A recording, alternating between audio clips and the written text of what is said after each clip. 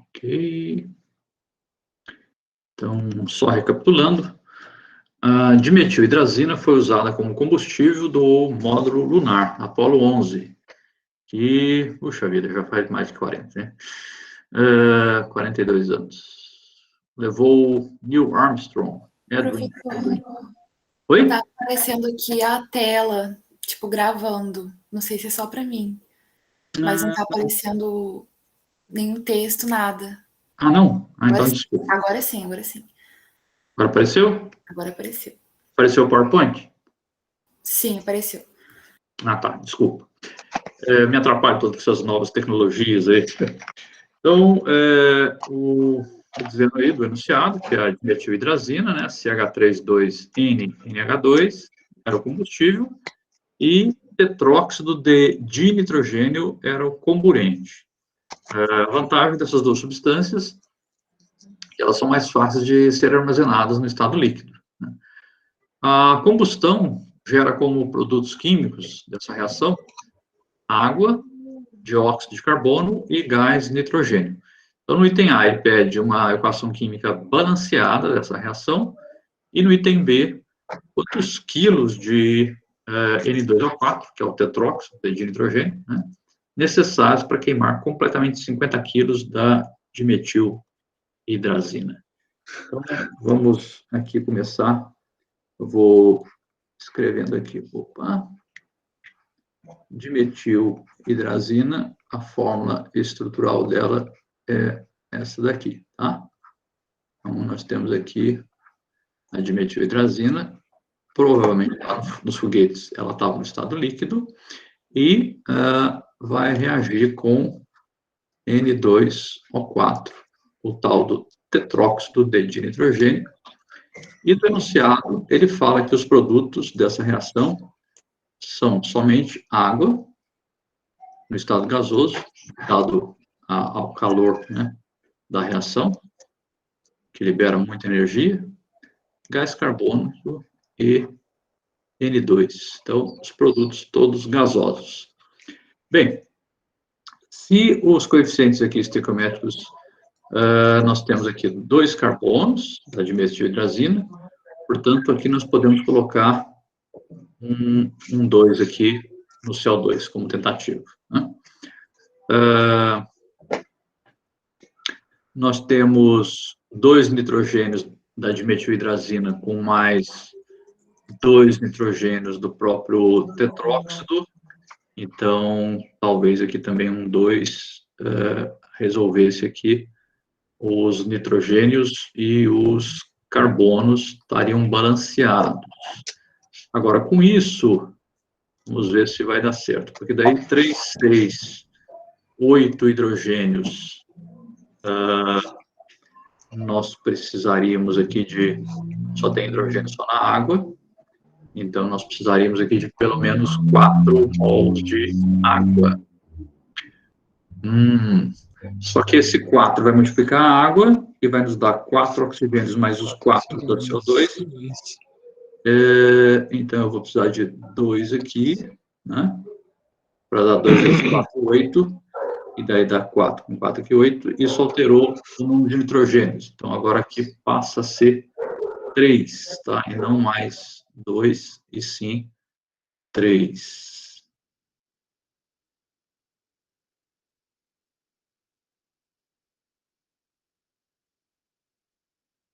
Vamos dar uma conferida agora para ver se não está errado.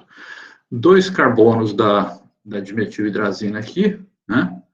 Esses 2 carbonos aqui, carbono, carbono 2. 2 carbonos do lado à direita da seta de reação, 2 carbonos, ok. 3, 6, com 2, 8 hidrogênios. 4 vezes 2, 8 hidrogênios. 2 vezes 4, 8 oxigênios, e só o tetróxido que contém oxigênio como reagente. 4 vezes 1, 4. 2 vezes 2, 4. Então, temos também equilíbrio balanceado aí os oxigênios. Nós temos um total de 2 nitrogênios aqui na hidrazina, com mais 2 vezes 2, 4 do tetróxido de nitrogênio. Então, nós temos um total de 6, né, N, 6 nitrogênios, que está só aqui no 3 vezes 2. Então, agora, a estequiometria está, a equação está balanceada e, portanto, a reação, a estequiometria dela é 1 mol de dimetilhidrazina requer 2 mols de tetróxido de nitrogênio, produzindo 4 mols de água gasosa, mais 2 mols de CO2 e 3 mols de nitrogênio. Veja que o número de mols de produtos gasosos também, né, contribui pelo fato de que 4 mais 2, 6 mais 3, são 9 mols de gases. Então, isso vai gerar, além da energia toda, né, que libera, em termos de calor, isso vai gerar um empuxo muito grande, muito forte, né? Ou seja, de duas substâncias, de 3 mols de reagentes, eu obtenho 9 mols de produtos e no estado gasoso, né? Então, isso também é uma característica interessante e importante na capacidade, né, de gerar empuxo para vencer a atração gravitacional e fazer com que o foguete consiga se libertar, né, da gravidade da Terra. Então, o item A, Laís, colegas, seria essa, já estaria respondido. Agora, ele quer no item B, né, ele pergunta também no item B, quantos quilos, né? Então, esse aqui é a parte do item A, tá? Aquela questão. No item B, ele pergunta quantos quilos é necessário para a reação com 50 quilos da dimetilhidrazina. Então, aqui nós temos, na dimetilhidrazina, a fórmula dela vou colocar agora a fórmula nuclear, C2N2H8, né? 1 mol de dimetilhidrazina, C2N2H8. E reage, né, com 2 mols de N2O4. Então, aqui nós temos, cada carbono tem massa atômica 12, né? 12 gramas por mol, ou 12 unidades de massa atômica. Então, aqui vai dar, deixa eu fazer aqui no cantinho, 24 dos 2 carbonos, cada nitrogênio é 14, 2 vezes 14, 28, cada hidrogênio 1 de massa atômica, né? Então, nós temos 4 e 8, 12, com 8, 20. Então, a massa molar da hidrazina é 60 gramas por mol, né? Se eu não errei aqui na conta, né? Conferindo, 2 vezes 24, 2, 14, 12, 24, 28. É isso mesmo, né? Certo, gente, 60 gramas por mol. E o N2O4 vai dar 28 do nitrogênio, com 16 do oxigênio, 64, o que nos dá 82, certo? 8 e 4, 12, não, 92.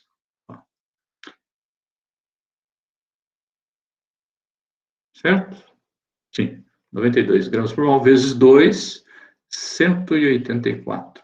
Tá? Por que 184? 1 mol de N2O4 tem a massa de 92 gramas. Tá? 1 mol. Mas eu já estou fazendo a conta aqui para considerar o fato de que reage com 2 mols e não com 1. Então, 60 gramas de hidrazina requer 184 gramas de N2O4. Como ele pergunta 50 quilos, né, podemos aqui tanto colocar 50 mil gramas, como eu posso também deixar em quilos, e fazendo aqui a regra de 3, eu vou obter a resposta em quilos. Entendeu, Laís? Professor, pode repetir só essa última parte? Sim. Da regra de 3? Sim, claro.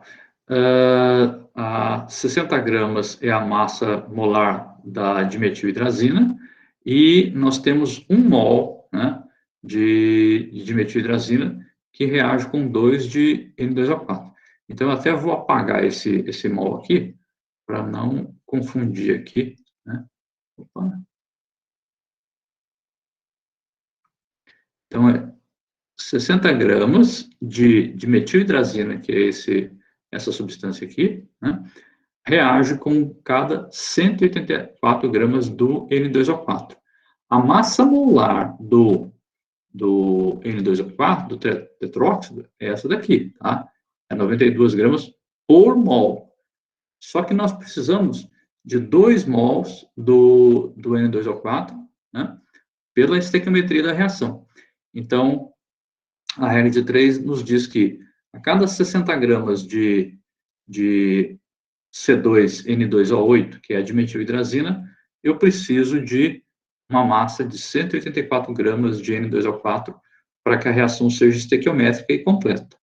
Como ele perguntou no item B, né, só vou mudar aqui rapidinho, no item B ele perguntava quantos quilos, né, quantos quilogramas de N2O4 são necessários para queimar completamente 50 quilos de metilhidrazina. Então, voltando aqui, apareceu a tela aí de tela branca, gente? Apareceu sim. Tá. Então, a regra de 3 é 60 gramas de... dá 153,3. Obrigado, Matheus, né? Isso.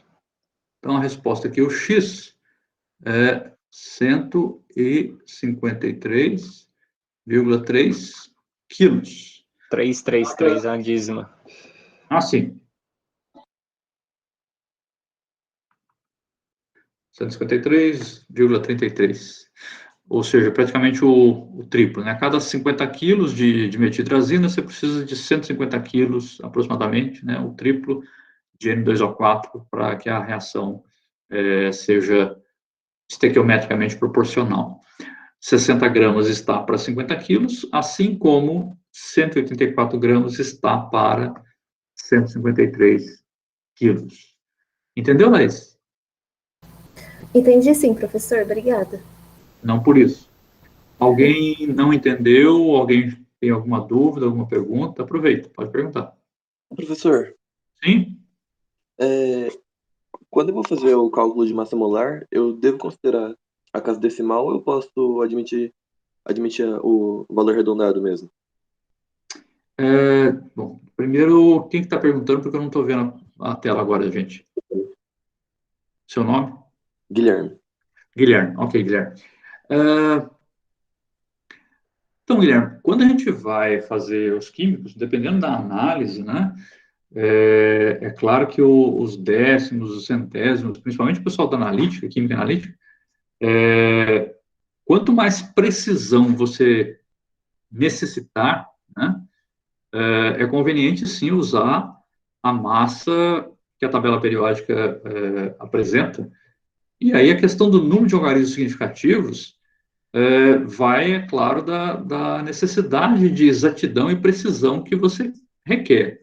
Aqui, de fato, né, eu trabalhei com números arredondados, mas, por exemplo, se a regrinha, basicamente, em termos de disciplina na graduação, a gente pode pensar o seguinte: se o enunciado colocou para você carbono 12, hidrogênio 1, nitrogênio 14, oxigênio 16, né, então ele já arredondou. Por exemplo, o oxigênio, na verdade, é 15,9994, né, o hidrogênio é 1,008, o carbono 12,001, mas isso são as massas atômicas mais precisas, né, da tabela periódica.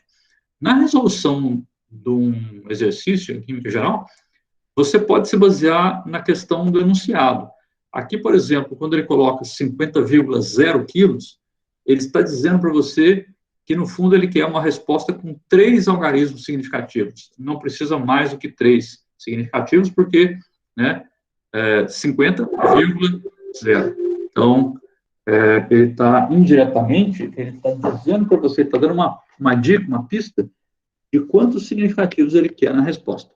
Agora, num trabalho de pesquisa, eventualmente você pode realmente precisar de uma maior exatidão. Aí, se for o caso, aí sim você tem que usar, então, a melhor informação que você tiver disponível, porque pode... Aí precisa usar a incerteza também?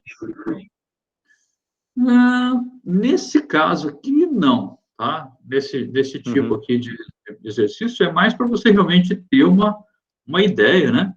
De quanto que você precisa carregar em massa do outro componente. Depois você iria transformar isso provavelmente para volume em litros, pressão, ou seja, teria outras informações do ponto de vista de engenharia mesmo, né? E claro que um foguete que envolve vidas, né, humanas, todo o risco das pessoas, haja visto aí o acidente mais recente, a tragédia, né, foi, acho que da Challenger, né, em 1986, se eu não estou equivocado, um daqueles ônibus espaciais, né, que explodiu, né, pouco depois de ser lançado. Então, é claro que há momentos em que esses cálculos exigem o maior cuidado e precisão possível, né? Você imagina um neurocirurgião que por milímetros, ou menos até de 1 milímetro, ele atinge uma artéria cerebral, que é a diferença entre... Perdão, gente. A diferença entre o paciente sobreviver ou não, né? Então, de acordo com a situação real, né, no mundo real, você acaba tendo que se preocupar com o grau de exatidão e precisão. Mas aqui é apenas um exercício para a gente praticar aí o conceito estequiométrico. A vantagem do papel, como diz um ditado da engenharia, né, o papel aceita tudo, né? Tanto é que a gente usa para limpar o bumbum, né? Papel, você pode colocar qualquer coisa no papel que ele nunca reclama. Piadinha infame, né? A Luísa gostou, né, Luísa? Gente, entenderam o problema aí ou tem alguma coisa que ficou em dúvida ainda? Está projetando aí a questão? Tudo bem?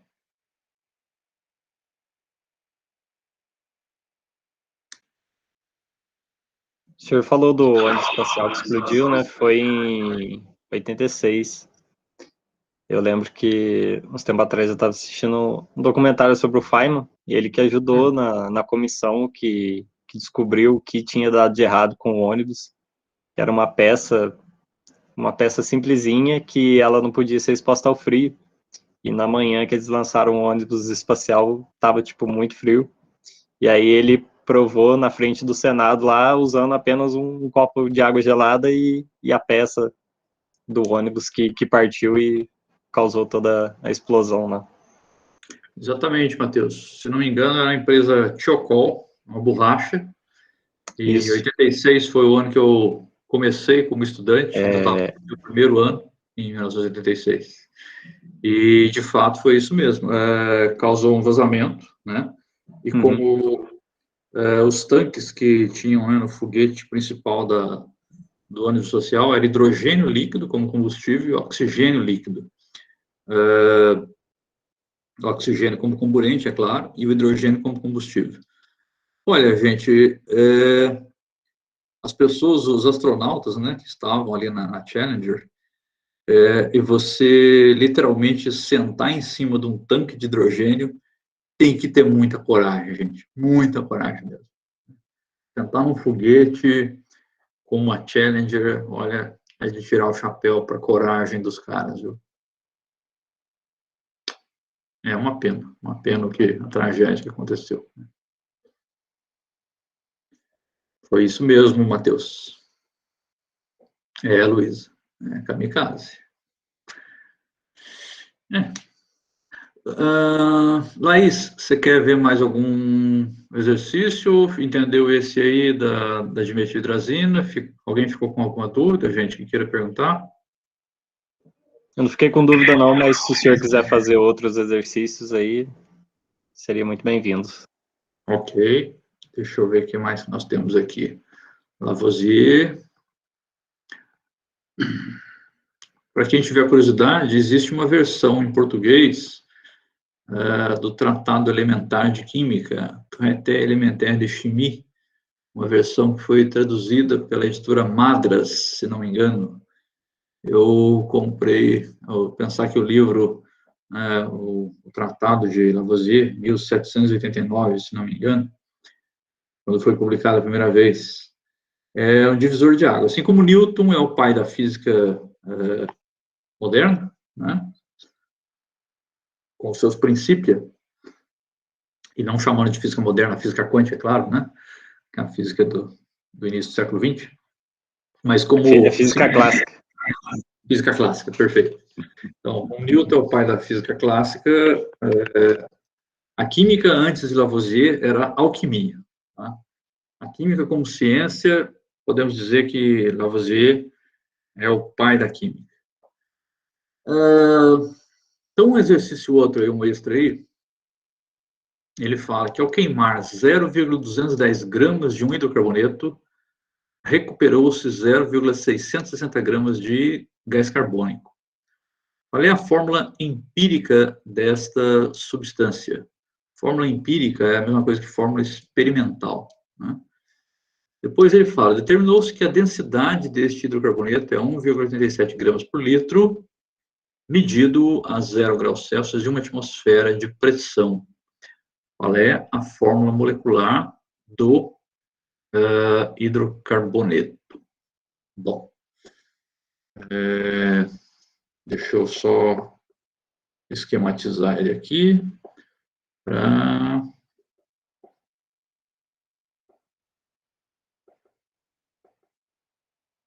eu entender aqui o caso.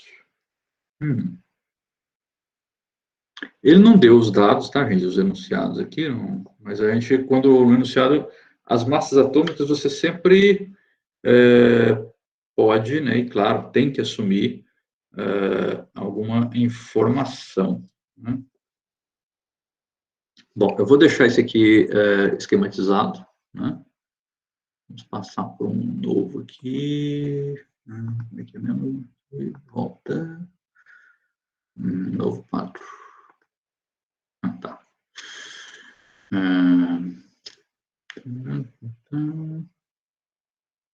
Tudo quadriculadinho aqui. Um hidrocarboneto, a gente pode representá-lo como uma... Opa, peguei a caneta errada. É uma substância que contém somente carbono e hidrogênio, né? E, então, vou escrever aqui genericamente CXHY, em que X e Y devem ser números, né? Em geral, pequenos e inteiros, né? Mas a fórmula empírica eu poderia até assumir como números fracionários. Bem, depois ele fala que é uma reação, deixa eu ver aqui, ao queimar. Se ele queimou, então podemos supor que é uma reação desse hidrocarboneto com oxigênio gasoso, levando à produção de CO2 e água. Professor, desculpa interromper, o senhor não está compartilhando a tela. Perdão. Desculpa.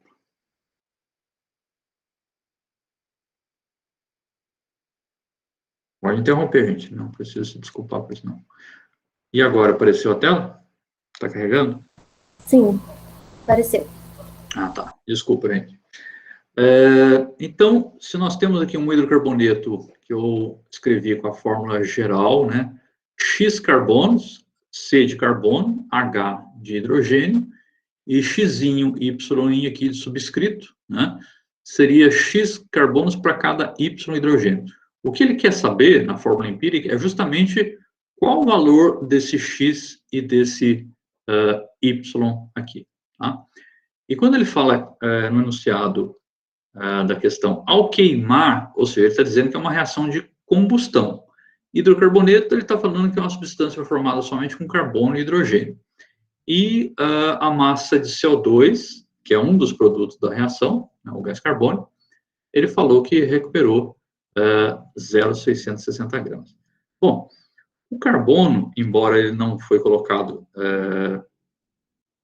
de forma explícita aí no enunciado, basta a gente olhar em qualquer tabela, né? E muitas informações desse tipo de exercício, a gente precisa lembrar das massas atômicas, né? Então, do carbono é 12, do hidrogênio é 1, do oxigênio é 16. Cada mol de CO2, então, por exemplo, 1 mol de gás carbônico contém 44 gramas de CO2. Por quê? 2 vezes 16 do oxigênio, 32, com 12 do carbono, então nós temos 44 gramas para cada 1 mol de CO2. Podemos até escrever aqui um coeficiente estequiométrico 1 no CO2. Ah, mas aí você está, então, afirmando já você está arbitrando, é uma arbitrariedade. Você está arbitrando que o seu X é igual a 1? Sim, estou. E podemos fazer isso aqui? Podemos porque se eu arbitrar, ou seja, se eu colocar afirmando previamente que o meu número de carbonos aqui na fórmula do hidrocarboneto é 1, mas não existe um hidrocarboneto que seja somente um carbono, até existe o metano. Se X for igual a 1 e o hidrogênio fosse 4, nós teríamos o metano, o gás metano, né? Que é justamente um hidrocarboneto também gasoso, em que X é realmente 1, né? Um valor. Mas será que aqui é o caso do metano? Não sei, né? Não sabemos ainda. Mas nós podemos fazer essa arbitrariedade porque ele está perguntando da fórmula empírica. E a fórmula empírica, e se fosse Y igual a 1,5, então vai ficar uma molécula C1H1,5? A fórmula empírica ou experimental, ela até admite isso, tá? O que não é possível depois na fórmula molecular é nós ficarmos com esses valores fracionários, porque os átomos têm que ser, aqui no caso de química, moléculas, eles têm que ser números inteiros, mas a fórmula empírica, ela pode, sim, conter números fracionários, tá? Então, nós podemos aqui, por exemplo, arbitrar que fosse o x igual a 1. Se isso tiver correto, né, já que eu peguei arbitrariamente x igual a 1, então nós teríamos nessa molécula aqui, deixa eu mudar a canetinha, esqueci aqui, 12, que multiplica x, porque 12 é a massa atômica do carbono, tá? 12 carbonos vezes 1x, mais a massa atômica do hidrogênio é 1. Se eu tenho y, né, então, essa seria a nossa massa molar desse hidrocarboneto CXHY. Supondo, é claro, que a reação aqui já tivesse, né, balanceada. Bom, o que mais que nós temos denunciado? Ele fala que quando ele queima 0,210 gramas de hidrocarboneto, recupera 0,660 de CO2. Então, vamos colocar aqui 0,210 gramas, ele recuperou aqui 0,660 de CO2. Bem, como eu estava dizendo, como eu comentei, eu estou aqui com uma arbitrariedade, né? Quando eu coloco esse x aqui, 1. Mas fazendo isso, nós vamos reduzir essa equação aqui estequiométrica para a situação em que vamos ter o quê? Se o x fosse realmente 1, nós vamos ter 12 mais y, está para 0,210, assim como 44 está para 0,660, né? Então, nós passaríamos a ter a seguinte regrinha de 3. 12 mais y está para 0,210, assim como 44 está para 0,660.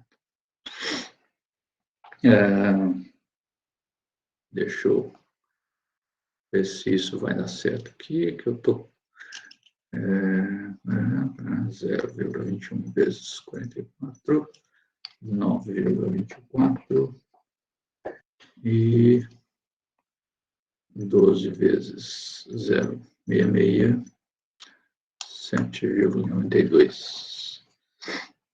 792 mais 0,66 y igual a 9,24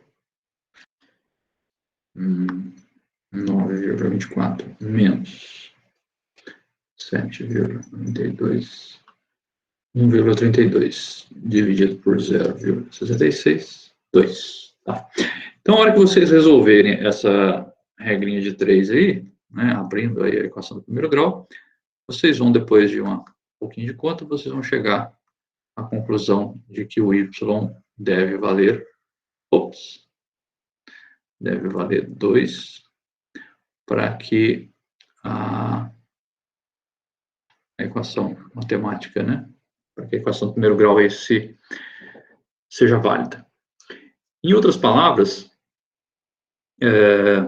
a nossa resposta à primeira pergunta, qual é a fórmula empírica dessa substância? Então, a primeira resposta é que a fórmula empírica, ou seja, o CXHY, é CH2. Isto é, para cada um carbono, eu preciso de 2 hidrogênios. Isso é a fórmula empírica. A palavra empírico significa também a mesma coisa, sinônimo de experimental. Isto é, a fórmula experimental desse hidrocarboneto nos diz que, para cada um átomo de carbono, essa substância, esse hidrocarboneto, contém 2, o dobro, né, de átomos de hidrogênio. A fórmula empírica pode, às vezes, até ser igual à fórmula molecular. Pode acontecer isso, tá? Mas não necessariamente. Por exemplo, se nós pensássemos na molécula de peróxido de hidrogênio, né, H2O2. H2O2 é a fórmula molecular, tá, da molécula peróxido de hidrogênio, sendo que a fórmula estrutural é a seguinte: um hidrogênio por uma ligação simples, ligado a um oxigênio, que está ligado a um outro oxigênio, e esse, por sua vez, né, de forma angular, depois tem os elétrons, os pares de elétrons. Então, essa é a fórmula estrutural da molécula peróxido de hidrogênio, que em solução aquosa é conhecido como água oxigenada. É um forte oxidante, né? A fórmula molecular é H2O2, mas a fórmula empírica ou fórmula mínima do H2O2 seria simplesmente HO, porque é um hidrogênio para um oxigênio, né, nesse caso. Já a molécula de água, por exemplo, H2O, é a fórmula molecular da água e também é a fórmula empírica ou fórmula mínima. Por quê? Porque são números inteiros, né? Então, aqui eu arbitrei o x igual a 1 para facilitar, senão nós teríamos uma única equação, duas incógnitas, né? Não teria como resolver a questão. Então, com isso, eu consegui fazer a primeira parte dessa questão, que é quando ele pede a fórmula empírica. Até aqui, tudo bem? Ou alguém ficou com alguma dúvida e quer fazer alguma pergunta antes de eu passar para a segunda parte da questão? Deu para acompanhar, gente? Por mim, tudo certo. Alguém está com alguma dúvida? Como está todo mundo quietinho, calado, vou seguir em frente.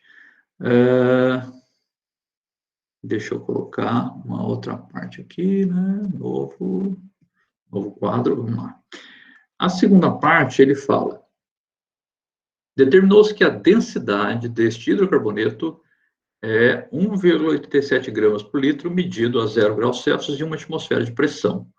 Com esses dados, né, densidade, eu tenho a densidade, que é 1,87 gramas por litro, ele nos dá a pressão, 1 atm, e nos dá a temperatura, que é 0 graus Celsius. Bom, tem duas maneiras de resolver essa parte agora. Uma delas seria aplicar a equação do gás ideal, a velha e conhecida PV igual a nRT, substituindo os valores de uma atmosfera, temperatura transformada para Kelvin, 273 Kelvin, pegar o valor da constante R, constante universal dos gases, mas tem uma forma ainda mais simples, que não precisa recorrer à equação do gás ideal, embora seja uma alternativa, sim. Como ele colocou temperatura 0 Celsius, ou 273 Kelvin, e colocou a pressão 1 atmosfera, isso aqui são as chamadas CNTP, as condições normais de temperatura e pressão, do inglês STP, Standard Temperature and Pressure, E a chamada hipótese de Avogadro, Amedeo Avogadro, químico italiano do século XIX.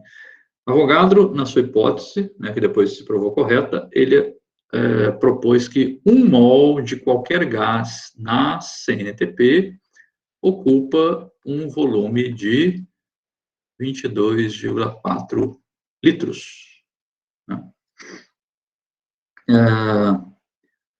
Bom, se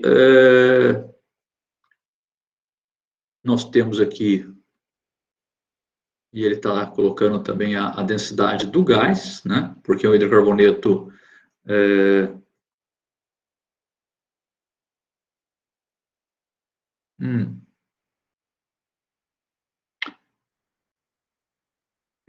tem uma informação que faltou aqui no enunciado, é que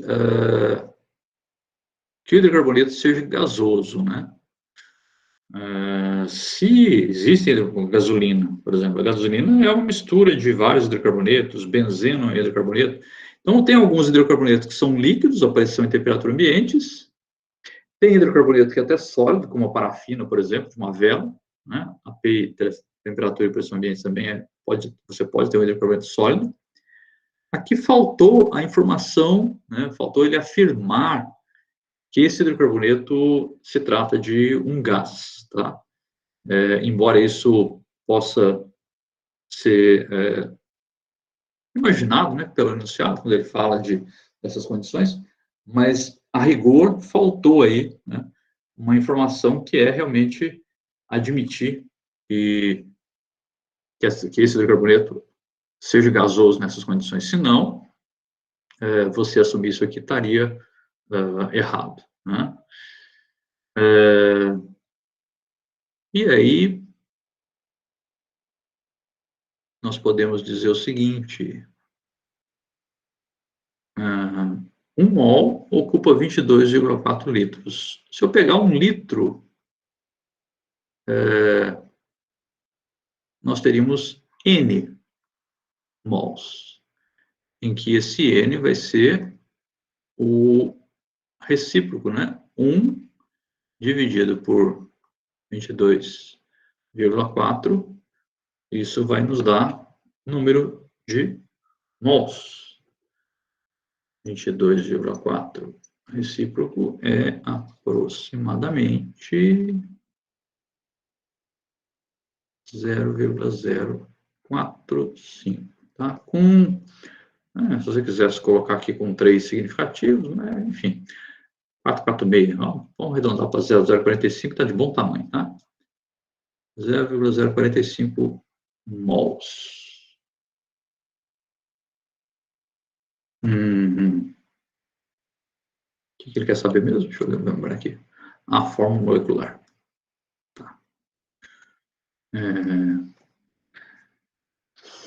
E nós chegamos que a fórmula mínima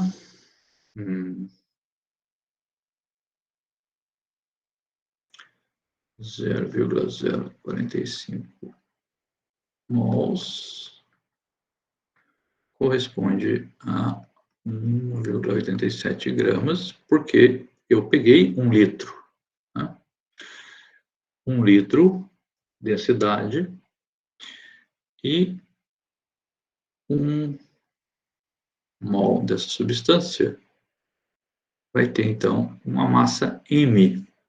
Essa massa M corresponde à massa molar, a massa de 1 mol. Então, nós vamos ter 1,87 dividido por 0,045. Esse M aqui é aproximadamente 41,6. 41,6, aqui tem uns arredondamentos, né? É praticamente 42. O quê? 42 gramas por mol. Se nós voltarmos agora lá na que a gente tinha encontrado, né? Na aula, na slide anterior, nós tínhamos chegado em, opa, como é que carrega isso aqui? Ah, carregou. Nós tínhamos chegado em CH2, né? De fórmula empírica. Um carbono é 12, 2 hidrogênios, 2 vezes 1 dá 2, então 12 mais 2, 14, né? Quer dizer, 42 dividido por 14, 3, né, gente? 14, aqui.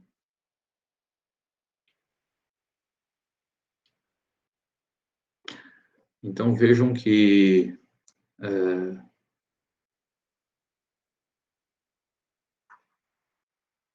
aqui nós chegamos em 41,6, porque eu arredondei aqui também, né, um pouquinho, né?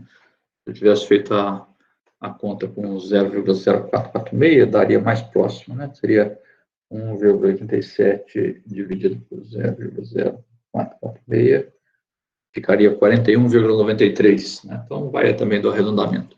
Mas veja que não está distante, né? E 42 dividido por 14, da onde que eu cheguei nesse 14 aqui? Lembra que a fórmula mínima era CH2? 12 do carbono, 2 hidrogênio, 12 mais 2, 14. 42 dividido por 14 é 3, né? O que significa isso?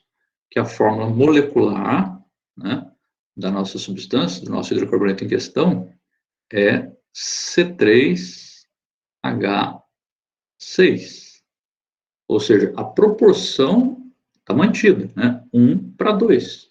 3 para 6 é a mesma coisa que 1 para 2. Então, a fórmula empírica é CH2.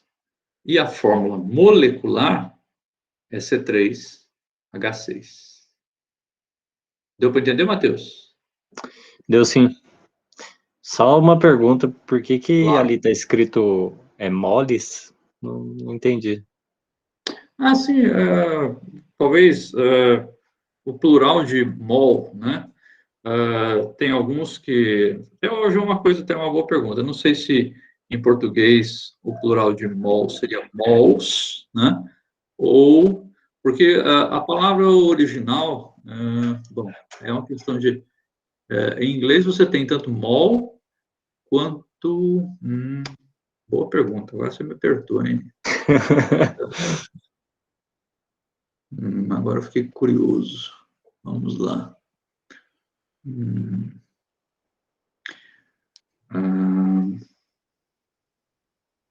Ao de mol.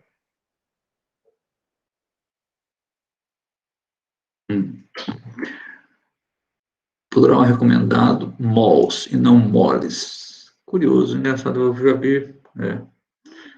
Então, erro meu aí, gente, tá? Desculpa aí, aprendi mais uma hoje. Engraçado. Na época do cursinho, eu lembro que nas matérias de química eles sempre falavam mols. Aí, agora que eu vi escrito moles ali, eu fiquei intrigado.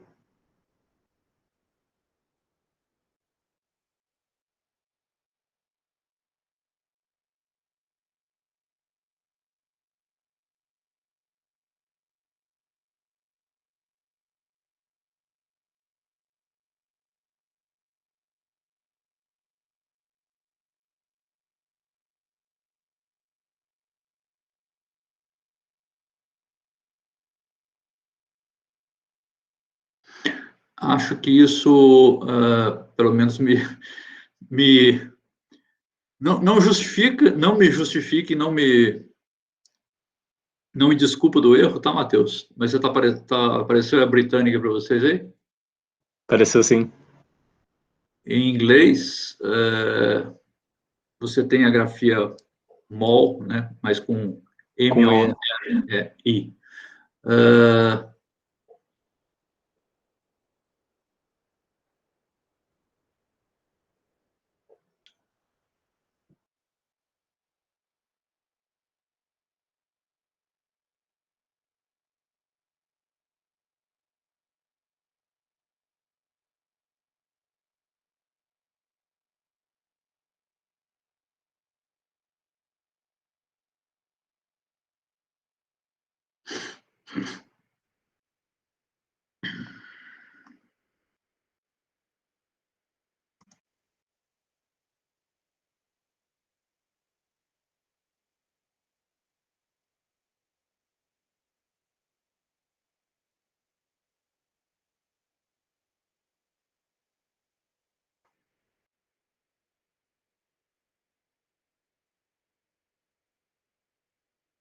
Bom, em inglês eu não estaria tão errado, mas em português eu tô. Vivendo e aprendendo. Hein? Vivendo e aprendendo. Pois é. Mas você tem razão, Matheus. Em português, o plural é sem o E, né? Seria mols sem E, né? Você tem toda a razão.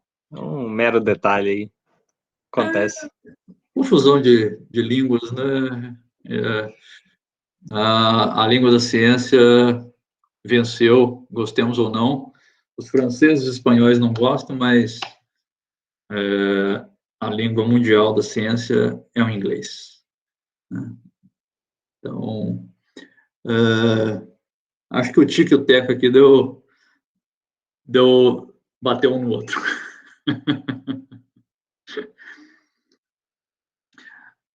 Mais alguma pergunta, gente?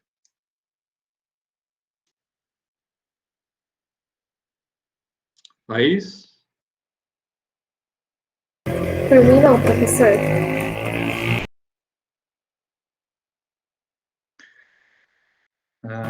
Deixar os outros exercícios para a gente tentar também. Isso. No Brown, tem bastante exercício lá no texto do capítulo, no final. Uma coisa que vocês vão observar, se vocês tentarem resolver exercícios do Brown ou de muitos outros livros, é que muitas informações, dados, o autor geralmente ele pressupõe, né, imagina que o aluno esteja com o livro, seja em PDF, seja impresso em papel, não importa como, né, mas muitas informações não estão dadas diretamente no enunciado, principalmente, por exemplo, massas atômicas, né? Mas ele imagina que você tenha acesso a uma tabela periódica, você vai poder consultar, é claro, uma tabela periódica, ou às vezes uma figura, alguma equação que está no texto do capítulo em questão. Então, muitas vezes o aluno tem dificuldade porque ele vai direto no enunciado da questão e acha que todas as informações estão ali no enunciado. Nem sempre, tá, gente? Muitas vezes você tem que buscar a informação que está faltando no próprio texto, em alguma figura, em alguma imagem, em algum gráfico, né? Então, às vezes o aluno encontra dificuldade porque, dependendo do autor, dependendo do livro que você pega para estudar, nem sempre a informação está lá explícita no enunciado da questão. É diferente de uma prova do Enem, né, que, claro, todas as informações têm que estar acessíveis, né? Então, muitas dessas questões o autor colocou a questão imaginando que você vá lá buscar as informações que estão faltando no próprio livro, né, consultando o capítulo, o texto dele antes. Então, uma dica é, se você não quer ler todo o texto antes de chegar nos exercícios, à medida que você for tentar fazer um exercício, procura as informações que estiverem, né, seja massa atômica, seja alguma equação, porque você vai precisar, às vezes, de informações que não estão explícitas, né, no enunciado, tá? É essa a dica que eu queria deixar com vocês. Vou parar aqui a gravação. Perdão. Interrompeu ou não interrompeu? Não. Ah, tem que colocar aqui. Agora vai.